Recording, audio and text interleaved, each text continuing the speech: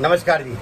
तो सर जी हमारे पास ना बहुत कस्टमरों के मतलब रिप्लाई आते हैं कि हम नया बिजनेस स्टार्ट करें तो कितने में हम स्टार्ट कर सकते हैं। बहुत कमेंट आते हैं कस्टमरों के। बिल्कुल सही कह रहे हो। आज हमने स्पेशल ये सेशन इसलिए रखा है कि भैया जो हमारे पास कई कस्टमर्स आते हैं पूछते हैं कि हमें नया व्यापार शुरू करना है, थोड़ी पूंजी से करना है, कैसे करें। जी भैया। ठीक है ना सर, यही क्वेश्चन है ना हाँ सर? जी सर जी। तो ये क्वेश्चन का आंसर बताता हूँ मैं आपको सर। सबसे पहली बात, अब ये सोचो कि मेरे पास जो कस्टमर आते हैं जिनको नया स्टार्टअप होता है उनको यही नहीं पता होता सर कि काम कैसे स्टार्ट करें।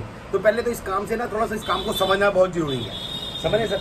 आपको मैं भाई वाली सलाह दूंगा, आप हमेशा ना यंग टारगेट को, यंग जनरेशन को, यूथ को साथ लेके चलो। फैशन, क्योंकि फैशन जो होता है ना यूथ से चलता है। समझ रहे हैं आप सर? क्योंकि गारमेंट का जो बिजनेस है ना वो फैशन का होता है। तो फैशन का बिजनेस होने के कारण क्या होता है, वो गारमेंट का बिजनेस फैशन का होता है, तो वो यूथ को टारगेट करके चलता है। अगर पहले आप ये देखो कि आपने दुकान का खोलनी है, आप पहले R&D करो, स्टडी करो, मार्केट की स्टडी करो, जहाँ भी आपने खोलनी है स्टडी करो। आप देखो कि वहाँ पर फैशन क्या हिसाब किताब है, आपकी स्टेट में क्या चल रहा है, क्या नहीं चल रहा है। समझ रहे हो? अब समझना बात को, आपके उधर मार्केट हो, मान लो कूलरों की मार्केट हो, फ्रिज की मार्केट हो, या फिर क्या कहते हैं सब्जी की मार्केट हो, वहाँ पर दुकान खोलोगे थोड़ी चलेगी सर। सबसे बड़ी बात फुटफॉल होना चाहिए। आप जहाँ पे भी खोलो, भले ही आप छोटी खोलो, बड़ी खोलो, शोरूम खोलो, दुकान खोलो, वहाँ पर फुटफॉल बहुत जरूरी है। फुटफॉल होगा तो आपकी क्लाइंटेज बनेगी। समझ रहे हैं आप सर? पहली बात, आप थोड़ी पूंजी से भी काम चालू कर सकते हो, कोई टेंशन नहीं है। और मैं किसी को सलाह नहीं देता कि भैया आप शोरूम खोलो पहले, क्योंकि शोरूम में देखो बड़ा काम करने के लिए बड़े पैसे लगते हैं, और बड़ा पैसा लगाने के लिए बंदा फिर क्या करता है, कैसे कैसे मेहनत से, कहीं से फंड पकड़ के, कहीं से कैसे करता कैसे नहीं करता। तो आप थोड़े से शुरुआत करो पहले। भले मैं कह रहा हूँ आप एक पहली बार शर्म छोड़ो, आप रिंग से भी शुरुआत करोगे ना, मार्केट को स्टडी करो पहले, रिंग से शुरुआत करो, जहाँ पर फुटफॉल है, या फिर सेल लगाओ, या फिर छोटी दुकान से शुरू करो, या फिर अगर आपका बजट थोड़ा अच्छा है, थोड़ा बजट अच्छा है तो छोटी दुकान लो, छोटी दुकान लो। अगर आपकी अपनी है तो उस हिसाब से भी शुरू कर सकते हो। किराए की है तो किराए पे आपको ये देखना पड़ेगा कि ये मत देखो कि भैया किराया ज़्यादा है या कम है। अब देखो नेचुरली बात है, मेन मार्केट में बैठोगे तो किराया ज़्यादा होगा ही होगा। सही कह रहा हूँ, मैं कह रहा हूँ अगर मेन मार्केट में बैठोगे किराया ज़्यादा होगा, लेकिन वहाँ पर आपको क्लाइंटेज भी मिलेगी। अगर आप मार्केट से हटकर कोने में बैठ जाओ जहाँ पे किराया सस्ता हो, वहाँ कस्टमर नहीं है, तो क्या करोगे सारा दिन? आपका खुद का ही मोटिवेशन टूट जाएगा।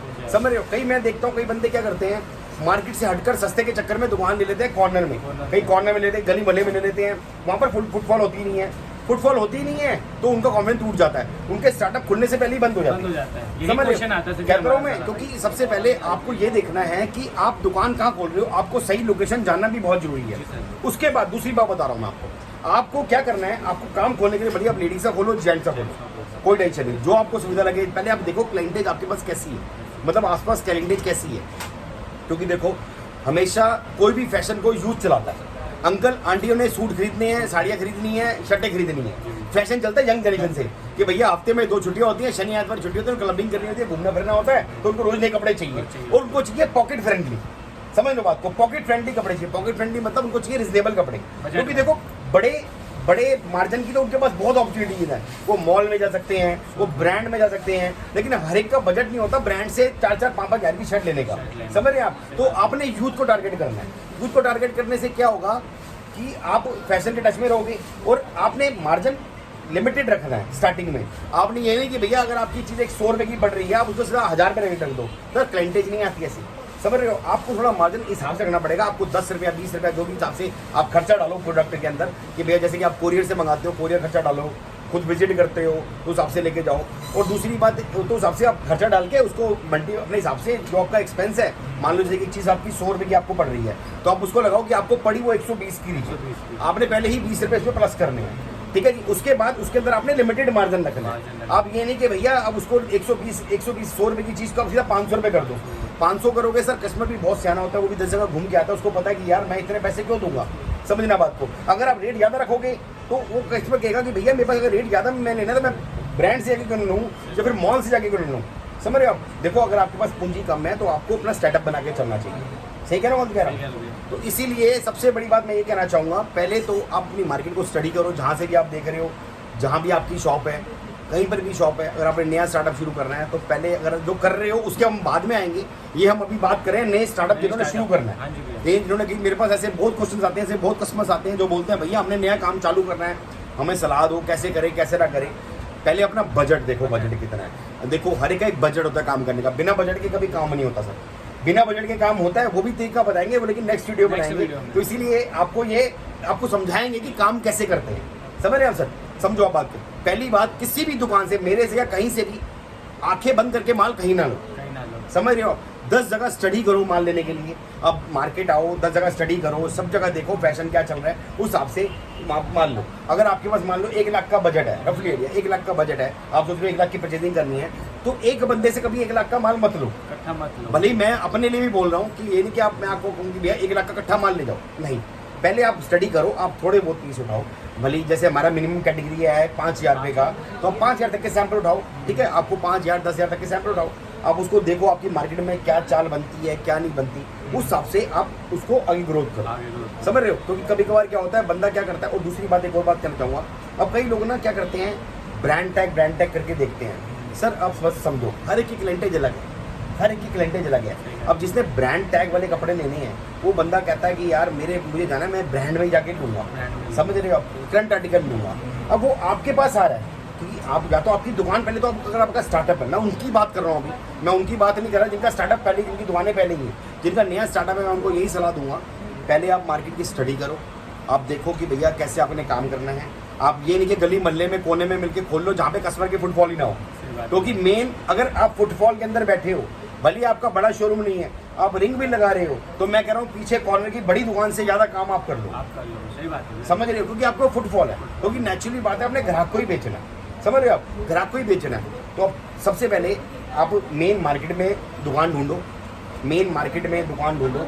बड़ी दुकान, मैं नहीं कह रहा कि बड़ी दुकान में आप इन्वेस्ट करो कि भैया लाखों रुपया किसी से उधार पकड़ के, पूंजी अपनी जमा पूंजी बड़ी मेहनत से कमाई जाती है, नहीं कि भैया आप बड़ी पूंजी लेके आप उसमें इन्वेस्ट कर दो, कहीं से पकड़ के बाद में ना चले आप परेशान हो। तो पहले थोड़े सेटअप में करो। अगर छोटी दुकान में आ रहे हो तो उसकी डेकोरेशन करो, हिसाब से करो, जो आजकल यंग जनरेशन के आपसे डेकोरेशन है, थोड़ी सस्ती दिमाग लगा के अगर डेकोरेशन का भी हम आपको आइडिया देंगे, कैसे डेकोरेशन कर सकते हो अपनी दुकान में, फिटिंग कैसे करा सकते हो, ये सब चीज़ें मैटर रखती हैं। दुकानदारी ऐसा नहीं होती कि आप दुकानदारी, आपने दुकान खोली और चल जाएगी। दुकान खोलने के भी प्रोसेस होते हैं सर, माल भरने का भी प्रोसेस होता है, दुकान चलाने का भी प्रोसेस होता है, डिस्प्ले का भी प्रोसेस होता है। तो ये चीज़ आपको आनी चाहिए। उसके बाद आप धीरे धीरे करके आप जब अपना सेटअप करेंगे तो आपके रास्ते खुलते रहेंगे। लेकिन मैं आपको सलाह यही दूंगा कि आप कहीं से ही माल लो, मेरे से लो, कहीं से भी लो। मैं नहीं कहूँगा कि भैया इकट्ठे एक बारी में, अगर आपके पास लाख रुपये का बजट है, आप लाख रुपये का पूरा माल ले लो। आप थोड़ा माल मंगाओ, 10 जगह से माल इकट्ठा करो, ये नहीं कि एक जगह से माल लो, 10 जगह से माल इकट्ठा करो, ताकि आपके पास वैरायटी बने। हर एक का टेस्ट अलग अलग होता है। जब आपका वैरायटी बन जाएगी, उस हिसाब से आप आगे देखो आपके पास क्या माल चल रहा है, किस चीज़ की स्पीड आ रही है, अब वो लो। वही फोकस उस पे फोकस करो, उसमें अपडेट रहो कि भैया और क्या मैं उसमें डालूं, तो उसमें आपकी दुकानदारी अच्छी चलेगी। समझ रहे हो आप? ये मैं, और दूसरी बात सलाह ये दूंगा कि आपको सबको ये सलाह दूंगा। पहली सलाह तो ये दी मैंने आपको कि भैया आपने दुकान, अगर नया स्टार्टअप है, ये नहीं कि सोचो कि भैया मुझे बड़ा शोरूम खोलना है या बड़ी दुकान खोलनी है। आप छोटे से भी सेटअप शुरू कर सकते हो, लेकिन आपके पास मौके की जगह होनी चाहिए। मौके की जगह होना चाहिए। हर एक मार्केट में एक मौके का कॉर्नर होता है। समझो बात को, ऑल ओवर इंडिया में कहीं पर भी कोई भी मार्केट हो, हर एक मार्केट में एक ऐसा पॉइंट जरूर होता है जहाँ पर फुटफॉल अच्छा होता है। और वहाँ के अगर वहाँ पे ढूंढोगे तो वहाँ किराए ज़्यादा मिलते हैं। समझ रहे हो? वहाँ किराए ज़्यादा मिलेंगे, लेकिन वो वर्थफुल है। अगर किराए ज़्यादा खर्च रहे हो सर, किराए ज़्यादा खर्च रहे हो, तो आपके फुटबॉल की तो ज़्यादा आएगी, आपका कॉन्फिडेंस बिल्ड होगा। पहले थोड़ा चलाओ, सर्कल घुमाओ, थोड़ा हिसाब से रखो, और हर पीस में ये मत सोचो कि आपको वो 100 रुपये का पड़ रहा है। पहले उसमें 20 रुपये खर्चा डोल के चलो, उसके बाद आगे जो कॉस्टिंग होती है उस सबसे प्रॉफिट रखो, तो आपका सही चलेगा। ठीक है सर?